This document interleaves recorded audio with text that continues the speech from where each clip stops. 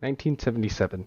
Star Wars just hit the big time to critical acclaim. The 70s weren't ready for the space opera, and the boom managed to put a young George Lucas on the map. Once the ball kept rolling, George later made a separate division dedicated to special effects in 1979, which included a tiny slice of game development. Originally friends turned enemies with Atari was when the rights to Star Wars got out of hand. Out of the rubble, Lucasarts games came out of it. The company went on to produce a multitude of games spanning from Star Wars to original properties, but their bread and butter were always adventure games. They struck gold when they produced the engine Scrum, Script Creation Unity for Maniac Mansion. The pioneering engine would later become the staple of the company, and the rest was history. After the creation, they pumped out hit after hit year after year, managing to make all these games, each with their own worlds and quirks. Starting with Maniac Mansion, to Zack Kraken and the Alien Mindbenders, then Indiana Jones and the Last Crusade, the graphic adventure. After that, Loom, finally, The Secret of Monkey Island. Nothing stopped them. The 90s were under their thumbs. It wasn't until the late 90s when the entertainment world evolved. The PC world gradually shifted for more graphically advanced games and CD quality audio. Systems such as the PlayStation and N64 demanded 3D games. Soon, the adventure game quickly lost its grip with the industry. Yet, the never-flinching LucasArts continued, but they would not die without a blaze of elegant glory. Let us dance to the death, till the last breath. Welcome to Grim Fandango.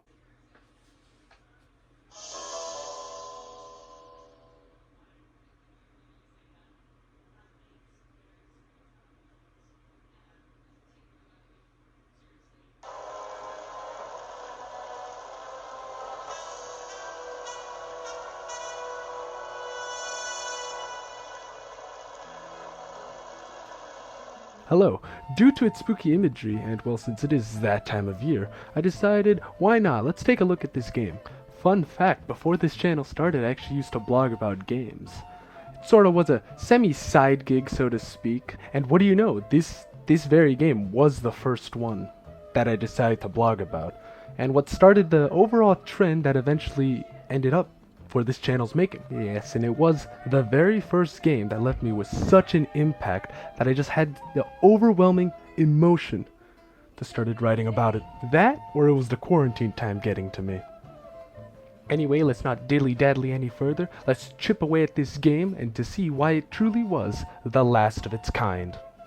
I played the remaster on the Switch, and all the footage you've seen of the games thus far and going forward are going to be on the Switch edition. And as far as the port goes, I did not encounter any issues whatsoever, or anything game-breaking really. There was this really funny, I guess, sort of model repeating in year 2. Year 2 you can see on the screen right now where the character sort of glitched out. But other than that, nothing really else occurred during the playthrough. Of course, the remaster came out 20 years ago. What exactly makes it a remaster, however, is the visuals. And unfortunately, only really the visuals got updated, i.e. newer 3D models, enhanced textures, all that. Let's not forget the most important part of the entire renovation. The dreaded tank controls are opted out and replaced with more modern controls. Instead of moving around as a tank would, kinda left and right being just a turn, and forward and backwards to be forward and back. It was slow, it was clunky, and it really dragged the game down, not only through the time, but just sheer gameplay standpoint. The remaster, however, does take those out, but you can change them in between, you know, if you're a masochist. Enough about this game, let's exactly find out what exactly is Grim Fandango. Buenos dias. Alright, to address the skeleton in the closet, yes, this game is inspired by Dia de los Muertos, or for the uncultured, Day of the Dead. The overall game is a 4-year journey of the soul in the afterlife, derived from Aztec folklore. Actually, a lot of this game has many Aztec-inspired imagery sprinkled around from beginning to end. In Aztec culture, it was believed once a person dies, the soul has to travel to Mictlan, which in itself has 9 levels. The game takes place through 4 years where Manny embarks on his journey. To hammer the point home, the game is split into 4 levels, each taking 1 year apart. Think of these 4 levels as escape rooms. You are plopped in a world and it's your job to get out of it and, well, progress through. Investigate the area, the people, and their problems, find items and solutions to those problems, get the keys to unlock more of the area. It's a point-and-click adventure game after all, it isn't Kingdom Hearts or anything. Each area has an incomplete puzzle, it gives you clues to piece and fill the gaps, and everything is given to you to solve. Everything you have to solve is within your reach. You just have to look hard enough. Year 1, for example, is the beginning of the game and primarily takes place in Manny's office building, the DoD, and the surrounding street. You cannot go anywhere else, and as you go on and plainly interact with the world, and look at every nook and cranny, you'll see a clear picture and a solid direction to go to. Every item has a purpose, and every question gets asked gets you closer and closer to your goal. Don't know what an item is used for? It isn't part of the story yet. You'll find it eventually through questioning. Can't seem to know where to go? Asking around. Someone will point you towards something eventually. I consider Year 2 is the game's magnum opus. You are at a dock mini-town, and this is where the game really takes its part and goes crazy. It's like the moment of Charlie and the Chocolate Factory when Waka opens the doors to the candy room. You know the one. It's big, grand, and most importantly, open. You do not know what to do, but eventually you find a place to begin, and slowly from there, little by little, you begin to gather clues and the necessary information to find the pieces and put them back together. Sometimes in the game I found myself lost in a direction. I could not know where my efforts were going towards, but the pen clicks eventually, and you get that eureka moment, only to open the door into another locked room. God.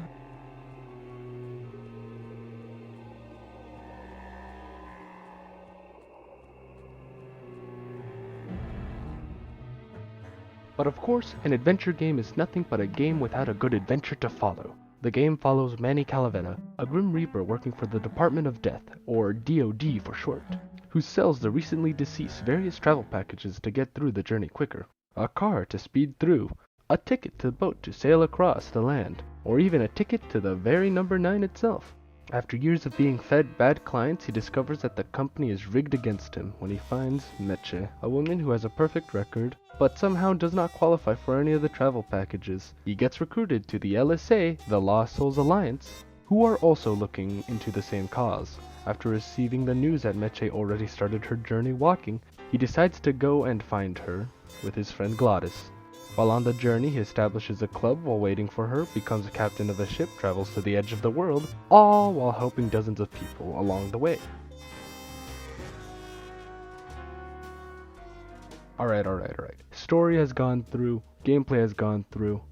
Time to talk about the best thing about this game, everything else. The aesthetics of this game are unrivaled to this day. I have never witnessed a game like this before, ever. Just period. The game has a charming art style, blending all sorts of styles, clashing together into a unique presentation. The vibe of the game changes. At first and foremost, it is a mystery noir, the mystery of the DoD's true intentions, taking several notes from other classic film noirs to deepen the presentation. For example, the biggest inspiration, or at least the most blatant one, is in Year 2. Manny has just landed in a small, quiet town of Rupacaba, where, while waiting for Meche, he establishes a club and brings a new light to the foggy port, taking much inspiration from the beloved film Casablanca, also a noir with romantic antics. Story and gameplay aside, everything else surrounding the game is great. It's about presentation. Being Lucasarts' first and last 3D visual game, it is impressive. The polygonal shapes and rocky models are suiting for a sharp, strong, hollow skeletons it represents. It's almost as if they styled the game knowing full well their limitations into the new medium. Or maybe the exaggeration was purposeful. Hey, you know what? Do you guys like jazz? Well, Grim Fandango has an abundance of it. The music is composed by a live orchestra, and they bring a slew of dynamic scores benefiting for the vast adventure and situation Manny finds himself in. If you don't like adventure games or the idea of death, then at least get this game for the incredible soundtrack. Alas, with all that said and done, let's go back to that previous point about LucasArts and what exactly did happen to the legacy that they left behind.